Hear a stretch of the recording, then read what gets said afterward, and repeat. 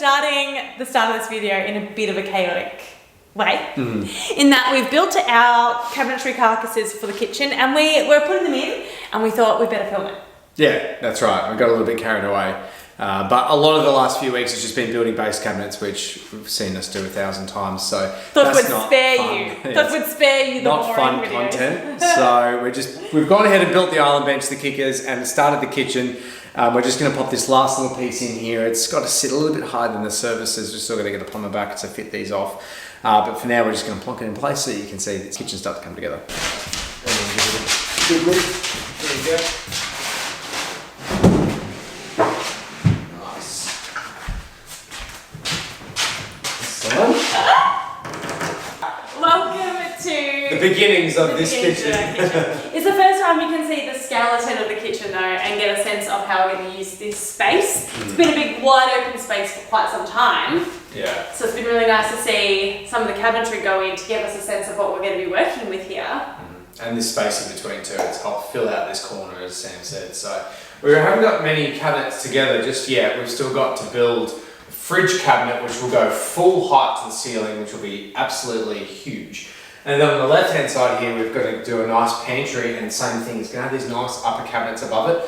This is going to be a huge piece, like in terms of kitchen scale, it's going to be actually quite large and it's going to change a lot, but you get a very simple vibe of what's going on here. The idea of going to the ceiling with the design is to really draw the attention up, make use of our high ceilings and really make the kitchen feel grand. It's a classic design trick up your sleeve, is if you keep those long lines going up, you're going to make things feel really tall and really towering, and we kind of want that anchor point of our kitchen. Our kitchen probably is the central part of this room, so we want it to be quite striking, which is really cool. So this is our island bench. We are yet to put a curve on the end here, so this will actually be curved, and Brad's going to build in workable cupboards in the curve. It will be a project on its own. Yes. Figuring out how to make this 900 radius end of our island bench here have two integrated curved doors that will hopefully open out just for some extra storage. So cool. That's going to be such a cool project to watch see. this space, because that's going to be pretty tricky. That's going to be tricky, but it's going to look amazing in the end, and I think it softens the whole island bench. Then we have, the island obviously comes over here, ending with our dishwasher. This side we have our oven central in the kitchen. This is our pot filler. And then we have just 900 cabinets either side, and then over here will be our pantry, which I think is where we're going to start for the kitchen renos. Yeah, we're going to work our way from that side and then come across. We do have to, specifically for the fridge, because it's so tall here, we're at about 3.6 meters high. It's a very high ceiling in this corner.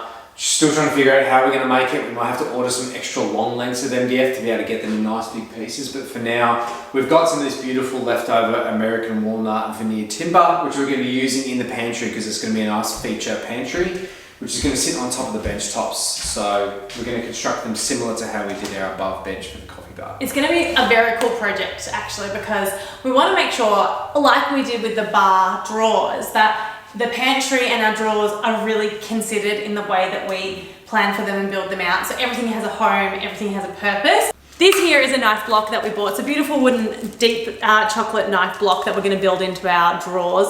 And it's kind of an example of how we're going to sort of custom build our drawers and use existing pieces like this that are really helpful for storing knives down rather than having an upwards knife block. We're going to start this whole project with the pantry. We've got so many really fun designs to go in, like produce storage, which has like breathable stainless steel that we're going to use.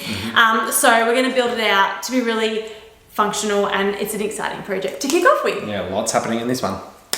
Before we get to building the full pantry, I've got all the bits and pieces cut, and we're going to start on the shelves here. So we have some really nice walnut again, which we're using. Super excited about this stuff. It's just so fantastic to work with, and it looks incredible.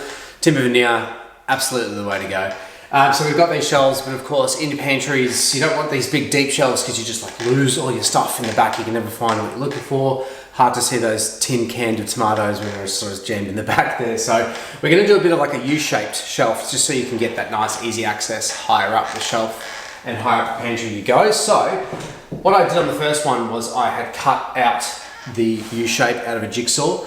But the problem is that when you're using jigsaws, they just don't cut straight sometimes. Like you can follow your line really nicely, but they like deviate, and all of a sudden you don't have a nice square edge, and they can sort of chamfer off to the left and right depending on how thick the material is, how hard the blades are working. So the first one I did wasn't 100% and the edging was a little bit difficult, whereas this time I created a template. So instead created a nice little thin bit of MDF template here.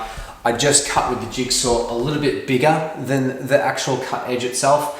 And then I use a nice little flush cut bit here on the router, and then that means it just trims it off absolutely perfectly, gives me a really nice straight cut, and keeps all the shelves really consistent. So a little bit of extra step-by-step process for cutting these shelves out, but the finish is definitely worth it.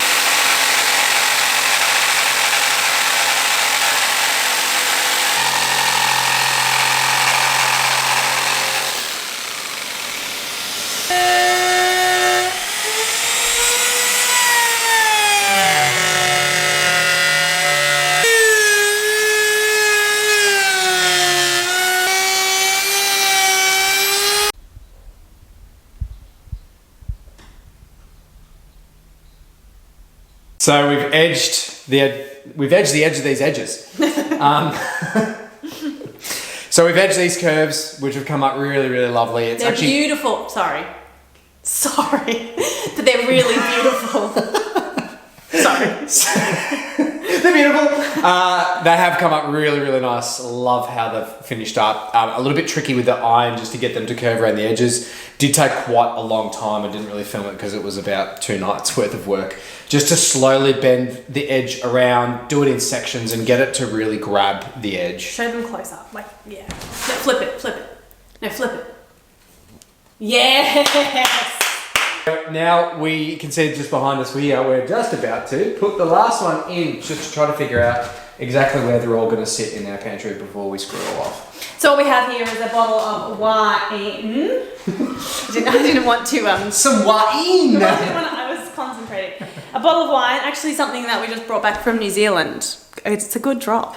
And can you grab that one? And our glass jars where we put our pasta. These are like the tallest things in our pantry, and we just want to make sure that they're going to fit on the shelf. So we've been like measuring them out to make sure. This is not like primarily where we're going to keep our wine anyway, but we don't want to be in a situation where we're running out of room and we can't fit anything on our shelves. Yeah, that's right. There's nothing worse than trying to fit something in a pantry and it's like that close to knocking on a shelf and you're like, why is it just not 5 mil bigger? We're trying to avoid that here. Trying to avoid that. There'll be some shelves in the doors, we'll get to that in a different video, but we want to just make sure that this is fit for purpose. So if you're building things custom, definitely measure out the actual things you use day to day, like get them and put them in, because it's very frustrating when they don't fit. Mm-hmm. Absolutely. Don't forget about the linguine. Don't forget about the linguine! So I think we're ready. I think this looks pretty good at the moment, so we're just going to start to screw it all together because I don't need to do any doweling, thank goodness. This is all hidden. It's basically going to get wrapped in MDF and covered up by all the kitchen joinery, so everything's going to get painted around it, but once you open the doors it's going to be this nice finish, so I can screw it all together, face fix it from the outsides. It's all going to get covered up and then we'll be ready to pop it in place. Absolutely. Does he look awkward? Well, he's not really meant to be a dog you pick up, you know? I mean, he is.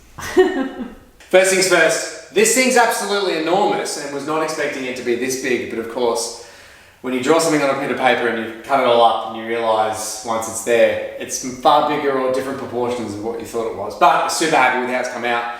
And I just wanted to share a little bit of a tidbit with how to actually screw this all in together. Sometimes it can be really hard to line shelves up inside a cabinet and do all your markings and things like that. So I like to set everything out on the boards and actually just drill through the panel all together, so that when you assemble the outsides and you slide your shelves up in the middle, you've already got your hole drilled on the end panels and you can just drill straight back through them and then back into the shelf. Makes assembling everything through the middle much easier than having to sort of adjust it and try and figure out where to screw your hole from the outside. So here we have it. This is absolutely massive. It's very heavy as well, very awkward, but we'll be putting this together and screw the ends off and then we're going to slide it in place very, very difficultly. With great difficulty. We're going to slide it in with great difficulty because it's really heavy.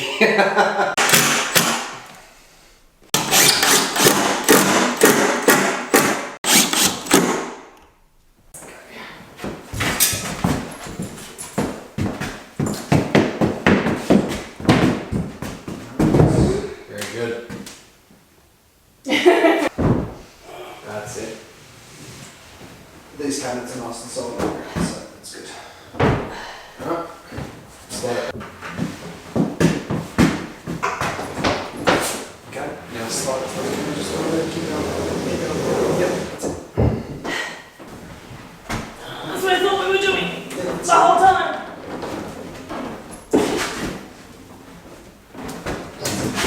Oh, that's bending like a banana. That's okay.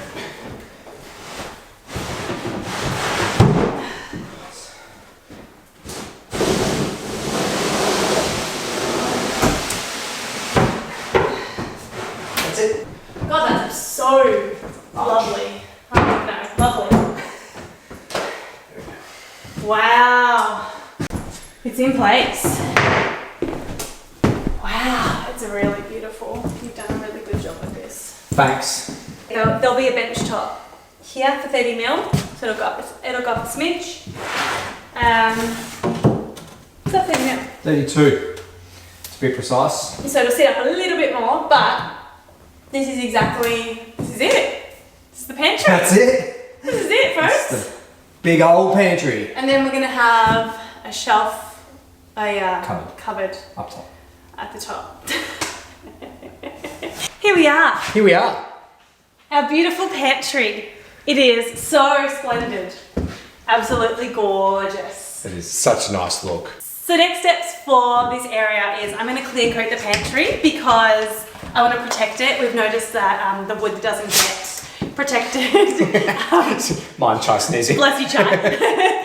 Wood that doesn't get protected is fading quite quickly. So that's on my to-do list this week, is just to give it a good coat to protect it. Yeah, it's a really good point. Everything in the sun back here just gets sun bleached immediately. It's just such a quick process. So the faster we seal it with some UV protection, the better. But for now, we're heading out. I don't know if you can tell, you don't see us out of like working Not clothes. renovation gear. But we are headed out for a night out, which is lovely. When we come back, we're going to continue in the kitchen. We have so many projects coming up in the kitchen. We really do. Some real fun, curvy stuff coming up. Some really fun stuff, heaps of organisation stuff, lots of creative stuff. So thank you for joining us, and hopefully, and I think we've said this at the end of every episode recently, but hopefully we'll be back soon with the next one. That's it. I think we've got a bit more momentum this time, so we'll see you very soon. See you soon. Thanks. Thanks. Bye. Bye.